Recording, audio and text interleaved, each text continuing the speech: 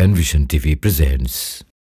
গর্ভাবস্থায় তালাক দেওয়া যাবে কিনা, আবার এলাকায় নিয়ে বিতর্ক যে বাচ্চা নষ্ট করে ফেলতে হবে। টোটালি আমরা আসলে কমনলি ওনাকে জবাবটা দিব আমাদের করণীয়। আমাদের সমাজের অবক্ষয় বা মানে ক্রমান্বয়ে যে আমাদের সামাজিক অবক্ষয় হচ্ছে তারই আসলে একটা প্রমাণ। এরকম হাজার হাজার প্রমাণ রয়েছে। তালাক আসলে মূলত গর্ভ অবস্থায় তালাক দিলে তালাক পতিত হয় না, এটা একেবারেই বাস্তব কথা।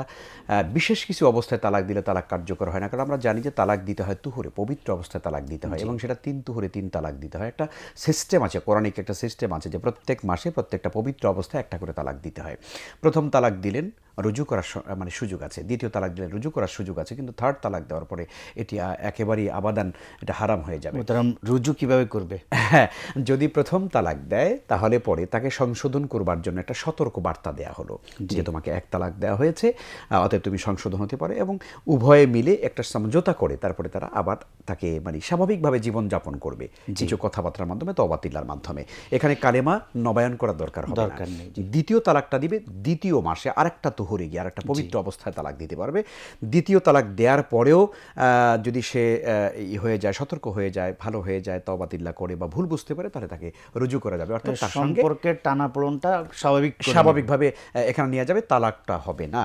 কিন্তু থার্ড তালাকটা যখন তৃতীয় মাসে গিয়ে দেওয়া হবে তখন সেই তালাকের পরে আর এখানে আর রুজু করার বা ফেরত আনার কোনো সুযোগ থাকবে না।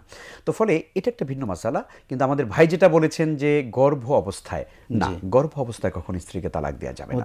ভাই ভিতরে জানতে চাইছেন যে দ্বিতীয় তালাকের পরে কি আলাদা থাকতে হয়? হ্যাঁ, দ্বিতীয় তালাক না, আলাদা থাকতে হবে না, তার জন্য এটা হারাম হয়নি, একই ঘরে থাকতে পারে। চূড়ান্ত হয়ে যাওয়ার পরে এটা হারাম হয়নি, হয়তো মানে মনোমালিন্য আছে অথবা ঝগড়া বিবাদ আছে, বিছানা হয়তো আলাদা করা আছে, স্বামী হয়তো রাগ হয়ে আছেন, কিন্তু একসঙ্গে থাকতে কোনো অসুবিধা নেই। আর ভাই যেটা প্রশ্ন করেছেন আমাদের দর্শক, সেটি হচ্ছে যে কখন এই তালাকটি কার্যকর হবে। হ্যাঁ, গর্ভে যে সন্তান রয়েছে এই সন্তান যখন ভূমিষ্ঠ হবে, ভূমিষ্ঠ হওয়ার পরে গিয়ে তালাক কার্যকর হবে। কিন্তু মনে রাখতে হবে এই সন্তান ভূমিষ্ঠ হওয়ার 2 বছর পর্যন্ত এই যে মায়ের দুধ পান করবে, এই সময়কালে তাকে অবশ্যই তাকে কি করতে হবে, ভরণ পোষণ তাকে নিশ্চিত করতে হবে। এবং সেই সাথে তালাক দেওয়ার পরেও 3 মাসের যে খোরাক, স্ত্রীর যে খোরাকটা, সেটাও কিন্তু সে পাবেন, যে বিষয়টা নিশ্চিত করতে হবে। যেটি বলেছেন যে বাচ্চা নষ্ট করা, খবরদার, এটি হারাম, এটি হারাম, কখনো করা যাবে না। যে এটি তালাক কার্যকর করার জন্য বাচ্চাকে নষ্ট করতে হবে, এই অধিকার কারো নাই। এটি হারাম এবং কবিরা গুনাহ হবে, এটি কোনোভাবেই করা যাবে না।